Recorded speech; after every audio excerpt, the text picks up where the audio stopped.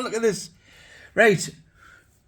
Do us a favour. Go and look up that guy who says the chord Qutest sounding like a Dave, and he gets all excited and he puts some music on. And to be fair, I got sucked into it. And I listened to his tracks and definitely sounded better with those bouncy things underneath it. Ceramic balls, a bit like the ones in your bath. Anyway, I thought I'd try it, but I'm not paying that stupid money. Dear me, for like isolation platforms, these things work just fine. So I've noticed it, especially on the Mojo. Look at the Mojo. Set the lunatic. So anyway, the Mojo, right, is, look at that, man. Sounds great on it. I never tested this, to be fair, because I couldn't be bothered. You know, it sounds good. So anyway, when I listened to the Mojo first this morning, I thought, that's a cracking DAC for not much money, like. A lot of people look at that and think, nah, it's rubbish. Cambridge audio all day long. Nah, don't touch them. So anyway, I decided to put it on. So it sounded great. And then I put it on this. Well, I had all three on them, actually. You'll laugh at that. And soundstage just opened up. Totally changed the sound. Whether you think it's better or not, it's up to you. I'm resting my brain. Kids have got chickenpox, driving me nutty. So anyway, let's get back onto this thing. He says it sounds more like a Dave, right? If I get the same improvements I do with the Mojo, which I'm going to test now. Wow. Dave, eh? I'd say more like a Trev. Trev! Hey, Trevor!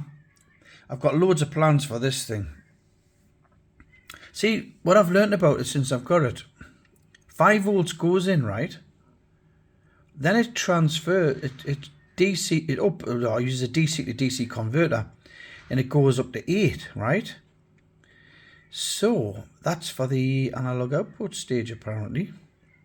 And there's also a 3.3 voltage in there and a 5, I think, off memory, because I did test it, but it's just got off my memory blinking heck, it's hopeless.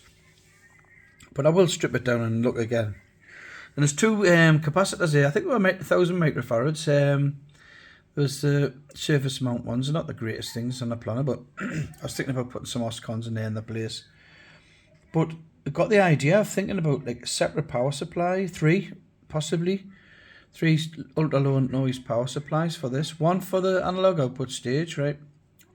1 for the DAC, and 1 for the digital filtering, you know, and also the optical inputs. Whatever's there, will just be get the power, you see, like we shared. So I'd like to do that actually, and then compare it to a Dave and see how it goes. But honest to God, honest to God's coming out again. It means I'm telling the truth, nothing but the truth, to help me God. But said the lunatic. And honest to God, I think, oh yeah, we're gone again with that. Seriously, it's going to sound amazing. Now I've got it in a battery pack at the minute. It's so handy, that, isn't it? Now the battery pack's handy as out. I've built a power supply for a huge thing, which is great.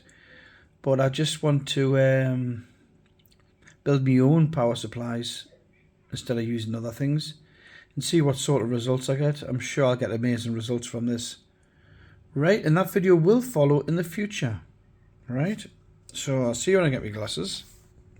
And remember, nobody understands Chinese writing. Mojo on steroids. If anybody wants to know where I get these from, Amazon. Right, they're great. You can get better ones, you know, obviously more expensive ones.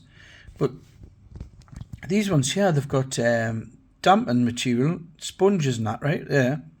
And it's also Perspex. Looks like Perspex. So I'm not complaining. Change the sound for a couple of quid. Fantastic, over. Right, bye for now.